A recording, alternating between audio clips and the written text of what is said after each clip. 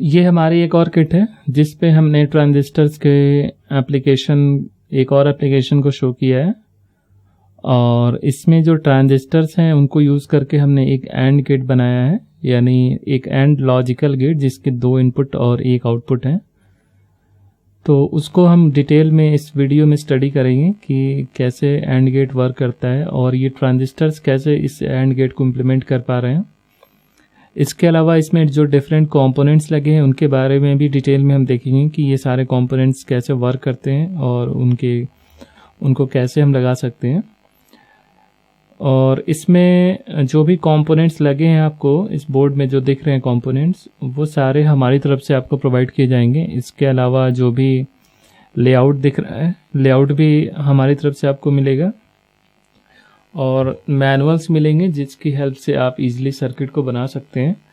यानी एक और वीडियो आपको मिलेगा जिसमें ये चीज़ें डिस्क्राइब की गई हैं कि एक पेपर सर्किट को कैसे बनाते हैं और कंपोनेंट्स को कैसे इजीली हम लगा के एक बोर्ड पे फैब्रिकेट करके एक पेपर सर्किट बना सकते हैं। ये एक जो आपको पेपर सर्किट दिख रहा है अभी इसके वो हम डिस्कस करेंगे कि ये कैसे वर्क कर रहा है और इसको कैसे हम यूज़ कर सकते हैं। और दूसरे वीडियो में हमने डिस्क्राइब किया गया कि जो पेपर सर्किट्स होते हैं उनको कैसे हम बनाते हैं। इसको बनाने के लिए कोई ज़्यादा हमें किसी टूल्स की रिक्वायरमेंट नहीं होती है। बेसिकली एक वायर कटर और कुछ होल करने के टूल्स जो भी होते हैं उनको यूज़ करके हम इसको इजीली बना सकते हैं। तो उसके लिए आप दूसरे वीडियो में देखेंगे उस डिटेल में कि कैसे इसे हमें बनाना है। अभी हम इस वीडियो में डिस्कस करेंगे कि ये एक एंड गेट क्या होता है और उसको कैसे हम इसमें बनाया है हमने। इसके अलावा जो मल्टीमीटर हमने ये यूज़ किया है उसको कैसे हम यूज़ करके कैसे किसी भी इलेक्ट्रॉनिक सर्किट को हम चेक कर सकते हैं या डिबग कर सकते हैं कोई प्रॉब्लम हो तो, और डिफरेंट कंपोनेंट्स को कैसे चेक करते हैं वो सारी चीज़ें हम मल्टीमीटर से चेक करेंगे। इसके अलावा जो सर्किट है उसका भी हम ओवरव्यू लेंगे कि हमारी सर्किट जो एंड गेट की सर्किट है वो कैसे वर्क कर रही है। यहाँ पे आपको जो लेआउट मिलेगा आप देख सकते हैं, ये एक एंड गेट है और इस सर्किट को हम डिटेल में देखेंगे कि कैसे वर्क कर रहा है। इसके अलावा आपको एक कंपोनेंट लिस्ट मिलेगी।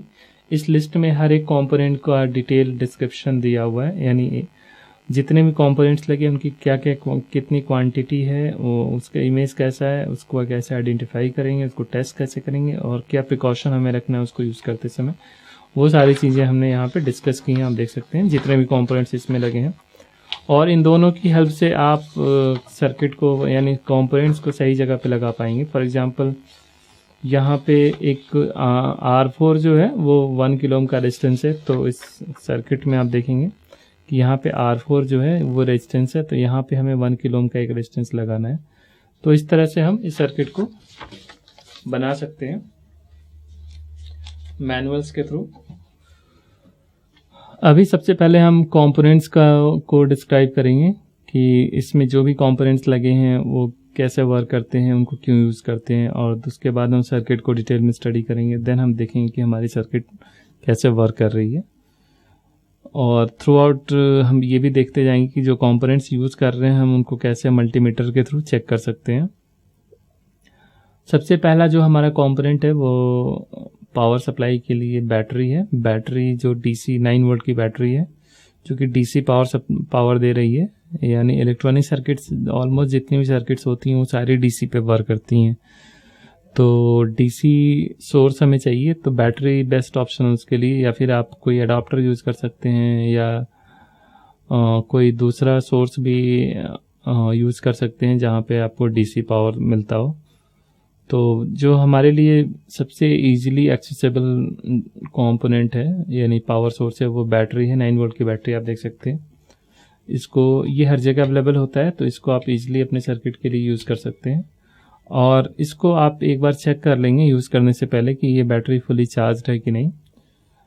तो इसको हम मल्टीमीटर से अगर चेक करना चाहें तो इजीली इसका वोल्टेज चेक कर सकते हैं। इसको चेक करने के लिए मल्टीमीटर को हमें DC 20 वोल्ट की रेंज में रखना होगा। यहाँ पे आप देख सकते हैं ये DC रेंज है जिसमें हमें वोल्टेज चेक करना होता है, और ये AC वोल्टेज रेंज है। इसके अलावा यहाँ पे हम करंट मेजर करते हैं और यहाँ पे रेजिस्टेंस मेजर करते हैं, और कुछ और भी कंपोनेंट जैसे ट्रांजिस्टर आपको चेक करना है तो वो सारे हम यहाँ पे चेक कर सकते हैं। तो उनको हमें चेक करने की ज़रूरत नहीं है। तो जो बेसिक जो सबसे ज़्यादा हमें यूज़ करना होता है वो वोल्टेज चेक करना होता है, यानी डिफरेंट पॉइंट्स का वोल्टेज जो है, या फिर बैटरी का वोल्टेज। तो सबसे पहले हम बैटरी का वोल्टेज चेक करेंगे।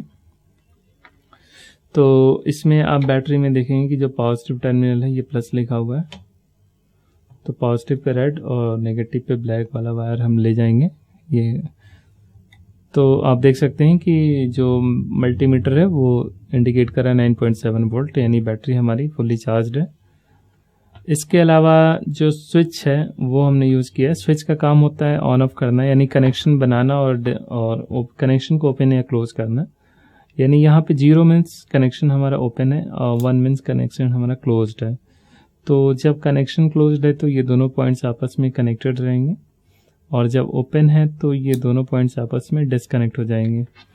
फॉर एग्जांपल अभी हम देखना चाहें तो देख सकते हैं। अभी इसको चेक करने के लिए आप सबसे पहले कॉन्टिन्यूटी में आप मल्टीमीटर को ले जाएंगे, यानी यहाँ पे मल्टीमीटर बीप करता है जब दोनों पॉइंट्स आपस में कनेक्ट होते हैं, तो उससे हम इजीली चेक कर सकते हैं। इसको हमने लगाया, ये ओपन है, आप देख सकते हैं यहाँ पे ओपन। जब हमने क्लोज किया तो ये बीप कर रहा है। उसी तरह एक और स्विच है, ये मोमेंटरी स्विच होता है, यानी ये तभी ऑन रहेगा जब तक आप इसको पुश करके रखेंगे, इसको छोड़ते ही ऑफ हो जाएगा। तो इसको आप ऐसे चेक करेंगे तो कुछ भी शो नहीं कर रहा है, लेकिन जब हम इसको प्रेस करेंगे तो ये बीप करेगा। तो ये स्विच भी हमारा सही वर्क कर रहा है। इसके बाद जो मेन दूसरा कंपोनेंट है हमारा रेजिस्टेंस है। रेजिस्टेंस का काम होता है पावर करंट को लिमिट करना, यानी जो भी हमारी सर्किट में पावर फ्लो कर रही है उसको एक लिमिटेड अमाउंट में ही फ्लो करना होता है हर पॉइंट पे। जैसे यहाँ पे ट्रांजिस्टर है, ट्रांजिस्टर को हम बाद में डिटेल में स्टडी करेंगे, या फिर यहाँ एलईडी हम देख सकते हैं। एलईडी के साथ एक हमने सीरीज में रेजिस्टेंस लगाया, यानी करंट एलईडी में जो भी जाएगी वो इस रेजिस्टेंस के थ्रू होते हुए जाएगी। और यहाँ पे जो रेजिस्टेंस है ये इसके क्रॉस वोल्टेज ड्रॉप हो जाएगा, जिससे यहाँ पे करंट की वैल्यू, यानी इस एक लूप में करंट की वैल्यू काफ़ी कम हो जाएगी इस रेजिस्टेंस की वजह से।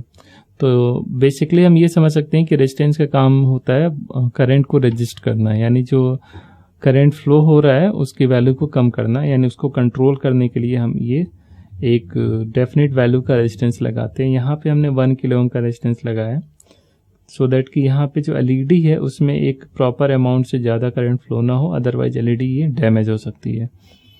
उसी तरह यहाँ पे 2 ट्रांजिस्टर्स लगे, ये दोनों 10 किलो ओम के हैं। इनका काम होता है बेस करंट को लिमिट करना, यानी जो ट्रांजिस्टर होता है उसके बेस पे एक limited amount of current flow होनी चाहिए। उससे ज़्यादा करंट फ्लो होगी तो ये ट्रांजिस्टर बहुत ज़्यादा करंट को फ्लो करने देगा और ये फिर ट्रांजिस्टर भी खराब हो जाएगा।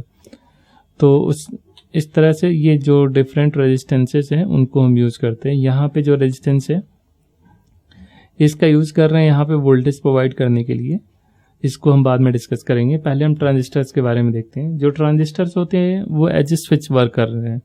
यहाँ पे हमने ट्रांजिस्टर को एज ए स्विच यूज़ किया है, यानी इनमें इनको 2 मोड में हम ऑपरेट कराएंगे, सैचुरेशन रीजन और cut off region. Cut off में ये और एक और रीजन होता है ट्रांजिस्टर का एक्टिव रीजन, जिस पे हम वर्क नहीं करेंगे। यानी ट्रांजिस्टर जब स्विचिंग की तरह एज ए स्विच वर्क करता है तो वो इन्हीं दोनों मोड में वर्क करता है, सैचुरेशन और कट ऑफ रीजन।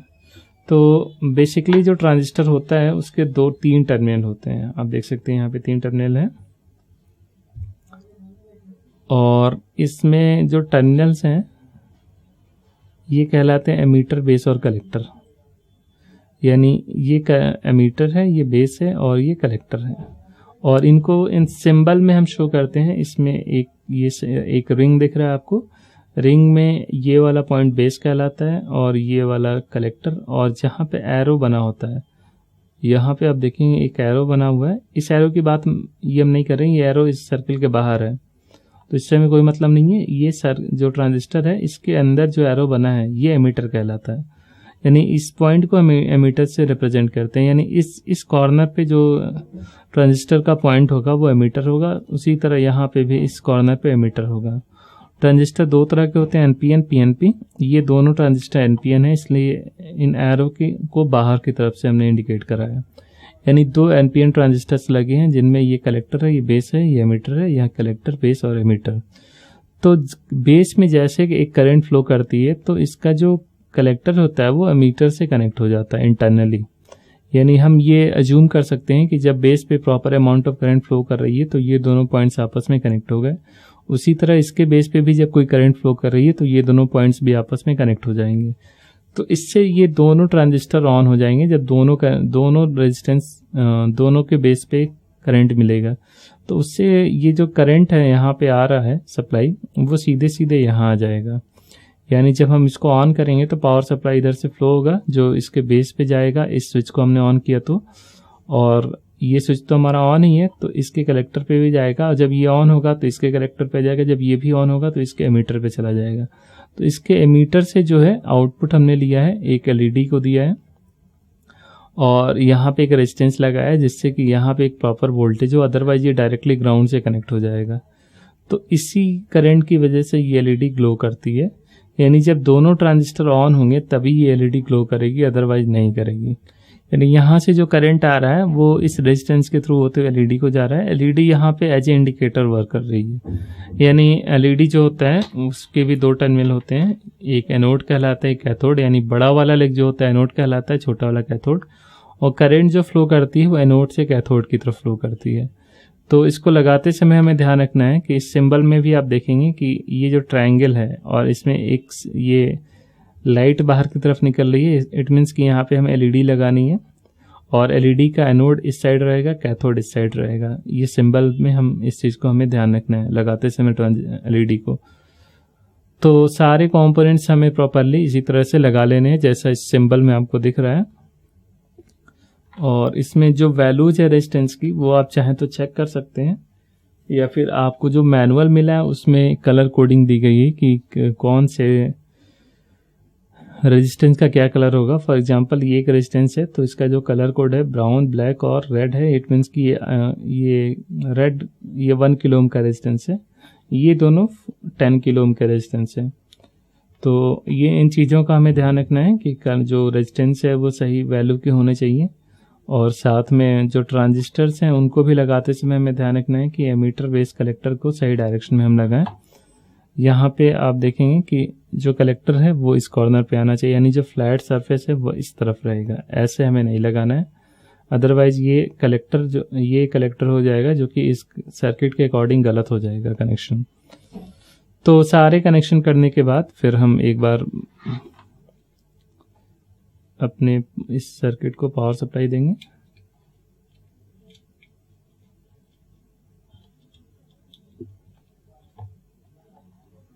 यहाँ पे आप देख सकते हैं पावर सप्लाई हमने ऑन कर दिया। और अगर किसी पॉइंट का हमें वोल्टेज चेक करना है तो उसको हम चेक कर सकते हैं मल्टीमीटर को यूज करके। जो भी फ्लैग्स आपको दिख रहे हैं सर्किट में वहां पे आपको वोल्टेज चेक कर लेना चाहिए, जिससे कि आपको पता चल पाए कि सारे सर्किट जो आपकी सर्किट है वो प्रॉपर वर्क कर रही है कि नहीं। तो वोल्टेज चेक करने के लिए जो एलईडी का कॉमन टर्मिनल होता है वो हमेशा ग्राउंड से कनेक्टेड रखते हैं, जिसके रिस्पेक्ट में सारे वोल्टेज चेक करते हैं। तो यहाँ पे V0 जो पॉइंट है इसके रिस्पेक्ट में ही सारे वोल्टेज चेक होंगे। तो इस V0 पे हमने इस मल्टीमीटर का कॉमन टर्मिनल लगा दिया, यानी ये वाली जो लाइन है वो ग्राउंड ही है, तो ये वाला पॉइंट ग्राउंड से कनेक्टेड है।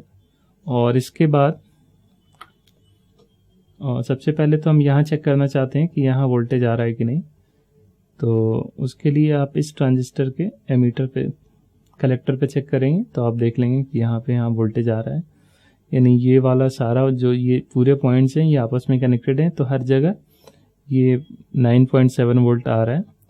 इसके बाद दोनों ट्रांजिस्टर के बेस पे हम वोल्टेज चेक करेंगे तो आप देख सकते हैं बेस पे कोई वोल्टेज नहीं है, इसके बेस पे भी कोई वोल्टेज नहीं है। जब हम इसको ऑन करते हैं तो आप देख सकते हैं इसके बेस पे वोल्टेज आ गया, यानी ये ट्रांजिस्टर जो है वो ऑन हो चुका होगा, लेकिन इसको अभी कोई पाथ नहीं मिल रहा होगा फ्लो होने के लिए करंट को। तो यहाँ तक वोल्टेज आ गया लेकिन आगे करंट नहीं जा पा रहा होगा इसकी वजह से, क्योंकि ये ट्रांजिस्टर ऑफ है। लेकिन जब दोनों, आप देख सकते हैं जब दोनों हमने ऑन किया तो ये एलईडी ऑन हो गई। यानी कोई एक अगर ट्रांजिस्टर हम ऑन करेंगे तो यहाँ पे एलईडी ऑन नहीं होगी, क्योंकि इसको करंट नहीं मिलेगा। जब तक दोनों ऑन नहीं होंगे तब तक ये करंट प्रॉपर यहाँ तक नहीं आएगी, एलईडी ऑन नहीं होगी। तो यही हमारा एंड गेट होता है, यानी जब तक दोनों इनपुट एक्टिव नहीं होंगे तब तक आउटपुट एक्टिव नहीं होगा। तो ये हमारी सर्किट जो है as a AND gate work कर रही है, जो कि ट्रांजिस्टर की हेल्प से हमने बनाया है। और इस एंड लॉजिकल गेट का काफ़ी हम यूज़ करते हैं अपने डिजिटल सर्किट या एनालॉग इलेक्ट्रॉनिक सर्किट्स में। जहाँ भी हमें लॉजिकल सर्किट बनाना होता है वहाँ पे हमें एंड गेट को जहाँ भी हमें यूज़ करना है वहाँ पे हम इस ट्रांजिस्टर्स के थ्रू यूज़ कर सकते हैं।